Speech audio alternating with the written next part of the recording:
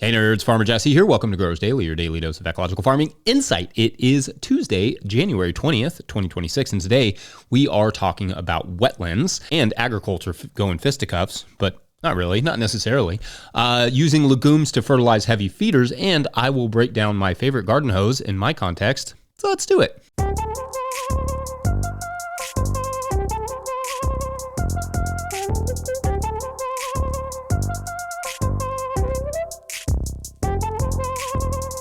All right, everyone, welcome to Tilth Tuesday, your weekly reminder that you can get living soil compost and potting mixes from the Bonafide nerds over there at Tilth Soil. Check out Nathan on the Composter Podcast, Season 4, Episode 3, or head to tilthsoil.com to learn more. I hope everyone is doing well this week and that your Januaries are off to a good start, or almost to a good close. Whatever that may look like for you, it is currently 8 degrees Fahrenheit. That's like negative 13 Celsius here, so not a lot of growing going on. Not a lot of growing. Yeah. I did manage to get some work done yesterday, surprisingly, even with like my eyes watering and tears freezing to my face. Adding some collars around some trees that I just never really got around to last year when I was putting the trees in, but somehow are still okay, so that's good. And adding a little leaf mulch around them just to block the weeds. I will have to fully remulch them again in the summer probably. I mean, the leaves will help, but they'll probably also largely blow away. But hopefully I will have some wood chips by then, trying to manifest that over the next few months. I can usually get at least one wood chip drop per year here, so I'm feeling hopeful, but, manifest. Otherwise, today is going to be a bit tougher to accomplish much outside. I do have some burn piles that need burn piling, so that's tempting. Anyway, all right, today I thought we could start out just talking about wetlands and agriculture, both historically but also futurely, for the future. Now, I've talked about the difficulty of our new farm now in season 6, so I guess at some point I can stop calling it new. But anyway, it's a very wet place, this farm. Not exactly wetlands, at least not where the gardens are, but I'll get to that in a minute. But not all that far off either. It is wildly wet in this area up to the point that I've had to orient our growing beds to actively drain the water out of them. And indeed, I think if I was to talk to an agronomist, and ask them what to do about all the wetness, they would say that I should probably find ways to release the water and allow the soil to drain. In fact, that is often the advice I give to people. If your land does not drain well, you are going to struggle to grow vegetables, and you will have to find some way to drain it. If you want to grow veggies there, you kind of have to. Now, however, if someone asked a person indigenous to that area what to do about the poor drainage situation, they would probably say, well, don't put gardens there. Not that you can't produce food, but just maybe not the stuff you currently grow, or at least not all of it. Obviously, with the way the world is designed, we don't have much choice in that. We get the land that we can afford, and we have to make do, and some of it won't be well draining. But anyway, wetlands. I've been fascinated by wetlands for a while now. As you know, I have a thing for agroecology and ecological restoration, so I thought I would talk a bit about wetlands, the value of them, and maybe rethink how we engage with them from a historical and agricultural and ecological perspective. First, wetlands are incredible ecosystems, marshes, swamps, bogs, etc. Not only can they be incredible carbon sinks, think like peat bogs, but healthy wetlands actively cool the air temperature in ways that other forms of agriculture and land management simply cannot. To the carbon sink point, many ecologists say like healthy wetlands can sequester more carbon than any other landscape, sometimes referred to as nature's kidneys. It's fun. Wetlands are often found in and around larger bodies of water, such as a floodplain near a river, which can enable them to filter large amounts of water, filter out chemicals, filter out excess nutrients, all those things. Not to mention the diversity is unreal. Birds, fish, amphibians, so much life. And that sort of brings us back to agriculture, where we have mostly just drained the wetlands, usually through large drainage ditches, thus draining the biodiversity and or cutting it off from larger water systems, and more efficiently moving pollution out into the larger waterways, no longer filtering that water through aquatic plants.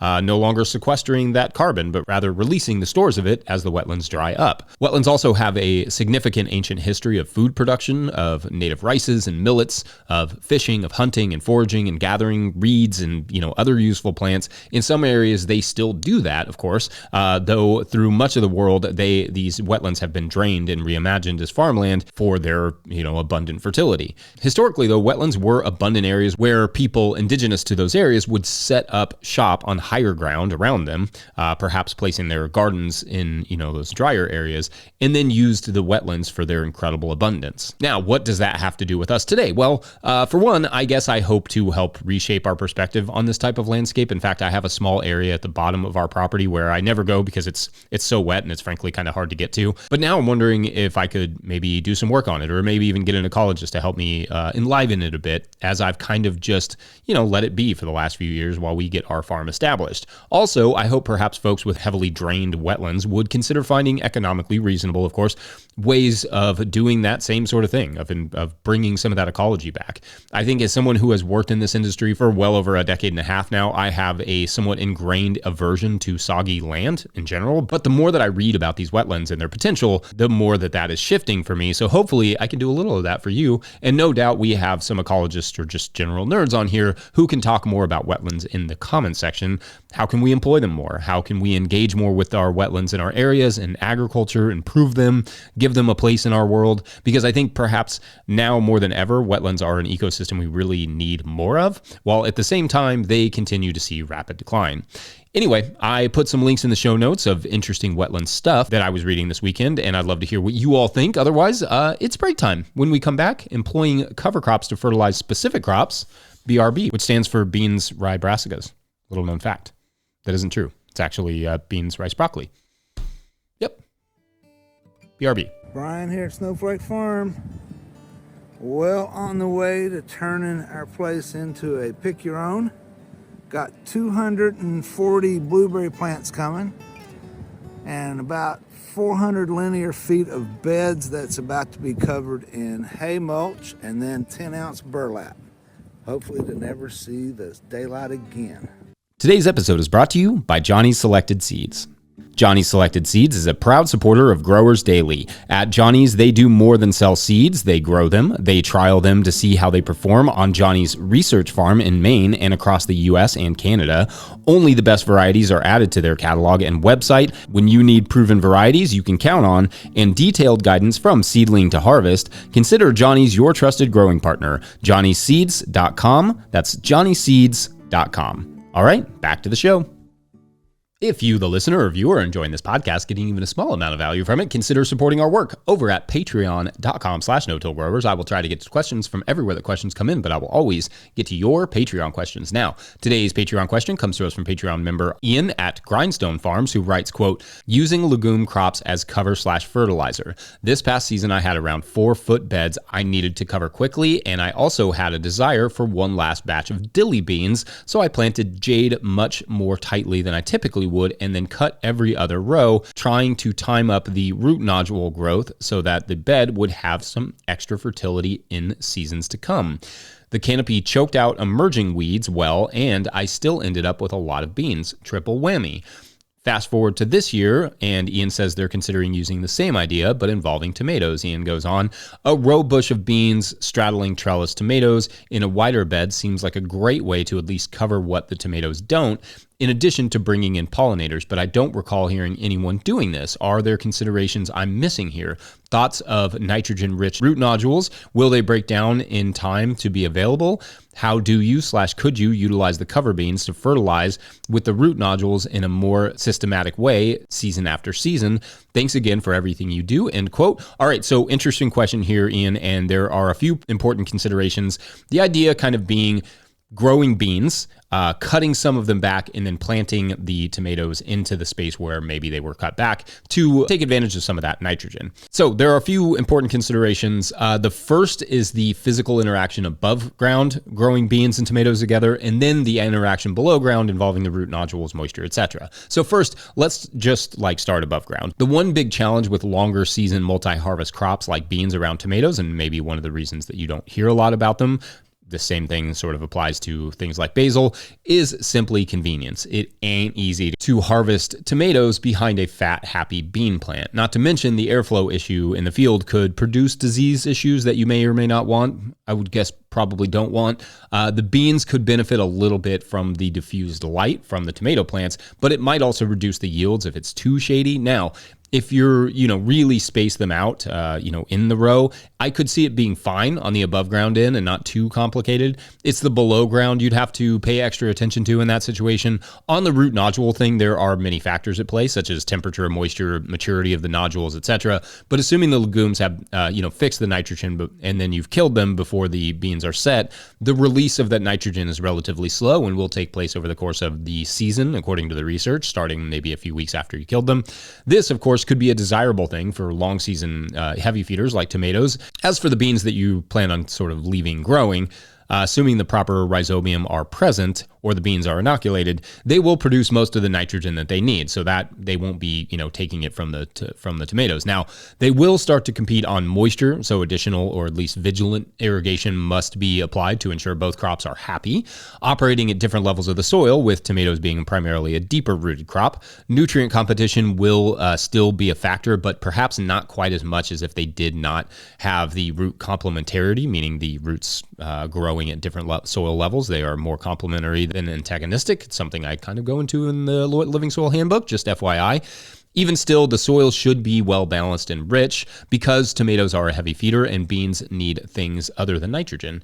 So I think it could work, though perhaps there are more convenient crops for the edges of beds. Perhaps it's beans or another legume in the middle of the bed that you kill before planting the tomatoes. Peas perhaps make more sense timing-wise because you'd be planting those in the spring, but you could do the beans the year before or late in the fall, and then, like you said, kind of let that mature over the winter and start releasing that nitrogen for the tomatoes in the spring. But anyway, I'm a fan of lettuces on the sides of beds, green onions, beets, turnips, radishes, carrots, that sort of stuff that just kind of fully comes out.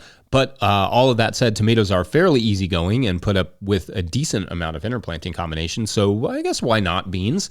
Anyway, I hope that was helpful. Listeners, let us know your thoughts. Otherwise, we're going to take a quick break. And when we come back, a good old-fashioned hoedown. That sounds fun. Be right back. Today's episode is brought to you by High Mowing Organic Seeds. High Mowing Organic Seeds is celebrating their 30th anniversary with 48 fabulous new varieties for 2026. Highlights include downy mildew-resistant cucumbers, a poppy that looks like cotton candy, and 12 new tomato varieties. High Mowing offers more than 750 varieties of certified organic, non-GMO vegetables, flowers, herbs, and cover crops, all trialed for optimal performance in organic growing systems. High Mowing has the professional quality seeds and supportive grower reps to get you from seed to harvest. Visit highmowingseeds.com to request a catalog and use code 26NOTILL, all caps, for 10% off your order of $100 or more. That's highmowingseeds.com. Today's episode is also brought to you by Ohio Earth Food.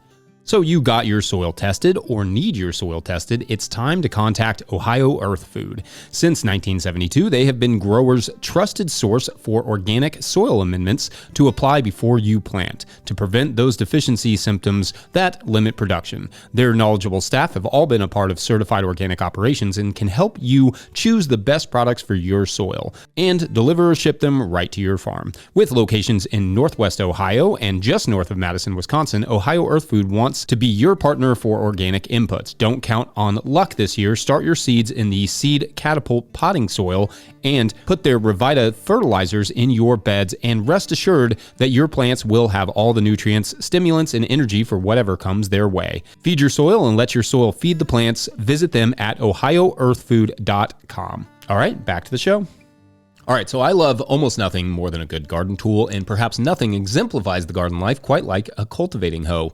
But there is no shortage of different designs, from the stirrup to the collinear and beyond. So let's just take a minute to talk about and appreciate this long-handled cultivating tool, even in no and low-till settings. The first one I ever really had a lot of experience with is the collinear hoe. Designed and celebrated by Elliott Coleman, the brilliance of this tool is the ergonomics. It is bent at a slight angle so that when you're at the end of the long handle, the hoe itself is flat against the ground. In other words, instead of being perpendicular to the handle, the hoe is bent at around 70-degree angle from the handle, meaning that you don't really have to bend over like you do with some hoes. It's also sharp, making it glide easily through the soil to crack the soil surface and nip weeds in their literal buds.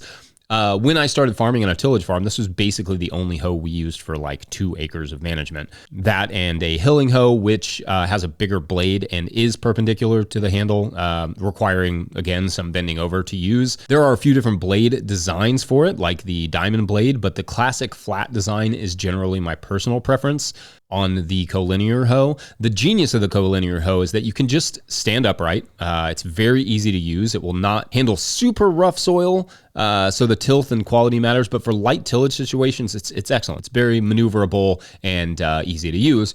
Or so I thought, until I discovered the stirrup or oscillating hoe, or sometimes called hula hoe. The blade on this hoe hangs from a slightly less long-handled handle. It looks like a stirrup and completes a loop around, making it easy to drag through the soil, but strong and ergonomic. This is my favorite personally. It's fine in rough soils, it's great for pathways, and for us on our farm, often is employed to help with bed flips by sharpening the blade and cutting through the previous crop without having to bend over. So yeah, for me, that is like the first hoe that I recommend for people in general. Then you have things like wire weeders. These pseudo hoes come in several different designs, and instead of a blade like on the stirrup hoe, they have a rigid wire that is fixed and can be easily drugged through nice tilth to kill weed seeds without, bringing up new ones so much. I still prefer the stirrup hoe for its versatility, but wire weeding is fast and simple for in-bed cultivation. Now, I should say there are a lot of cultivation tools like tine rake weeders and finger weeders that I will have to just save for another segment because it's a lot to go into. Also, not going to go into wheel hoes here. I'll save that as well. I wanted to just focus on my favorite handheld hoe styles for this segment. Then we will do, some of those others at another time because, time we have on a daily show. Also, I think an infield demo on cultivation technique could be helpful, when it's not like 8 degrees outside. Not a ton of cultivation going on right now. A couple other honorable mentions, though, in the cultivating hoe category are the hook and tooth cultivators. These are like thin single tine hoes that can either be used to like pull a furrow, sort of similar to a digging hoe, or cultivate around crops like carrots that are planted in very close rows. It's very thin, so it gets right in between very closely planted stuff. I would be remiss, though, to not also add in here that a relatively recent innovation, at least commercially, is that there are now interchangeable versions of these tools from a few different tool makers. Basically, the idea with these tools is that you can swap from like a collinear hoe to a wire hoe, and you can keep all of that like on a carabiner on your hip. And so depending on what hoe you need, you just kind of swap them out. So you don't need to buy each hoe, just each head, and then swap them as you need them. There are, of course, other designs out there, and I will be interested to hear what hoe designs that you all have a preference for. We don't use the hoes the same way that we used to when we were more of a tillage farm because we just don't quite have the weed pressure that we did then. But they do still come in handy for things, like I said, like the bed flip, but also just general weed management or maybe, pathways and tunnels, etc. Cultivation is a job that is directly proportionate to your lack of mulch. So as your mulch layers decline or as you disturb the soil, even with things like, the tilther, your weed pressure and need for cultivation kind of goes up. With the different widths and sizes, I find the stirrup hoe definitely gets ample work every season, and it's pretty much the only hoe I need most of the time. Anyway, what say you all? Let me know. Otherwise, I think that's it for this Tilth Tuesday. Don't forget, No Till Growers is now officially a nonprofit 501c3, so donations are tax deductible and greatly appreciated. You can learn more about how to do that in the show notes. Please make sure to like and subscribe and or follow wherever you're getting this podcast. That's an easy way to help us out as well. Enormous thank you to all of our show sponsors, and if you'd ever like to sponsor the show, you can reach out to Farmer Michelle at notillgrowers.com. Huge shouts to Willie Breeding for the theme music, Mike Hilbert for the production help and editing, and my wife Hannah for absolutely everything in the world. Also, shouts to Epidemic Sound for the background music that you can hear. Cheers. Pick up a hat or a copy of my book, The Living Soil Handbook, at notillgrowers.com to support our work. Big thank you to everyone over at patreon.com/notillgrowers, where at a certain level, or if you just bump up from one level to another, or you sign up in the month of January, you get a shout out on the show. So big shout outs today to Miranda LaBeouf. Huge shouts to you, Miranda. Thank you for signing up. All right. So as you may recall, our retired military man, now a hardcore fisherman named Gary, has just discovered something at the edge of his creek. He's discovered that the creek is bone dry, like bone dry. This is weird because it's spring, so it should be actually quite high, if not too high. But it's also weird because the creek is never even a little bit dry, ever, not even in the summer. Low, sure, but dry, no. He can fish it all year round, and this creek is literally like part of why he bought the property to begin with. That, and it's quiet. It's a nice place. This day, however, he can see, like fish stuck in small pools, some of them dead, and just like nothing but dry creek bed. And so he decides to walk upstream and investigate, and that is for tomorrow on Fish or Die. That's dramatic. I'm keeping it. All right. Thanks for watching and/or listening. We'll see you then. Bye.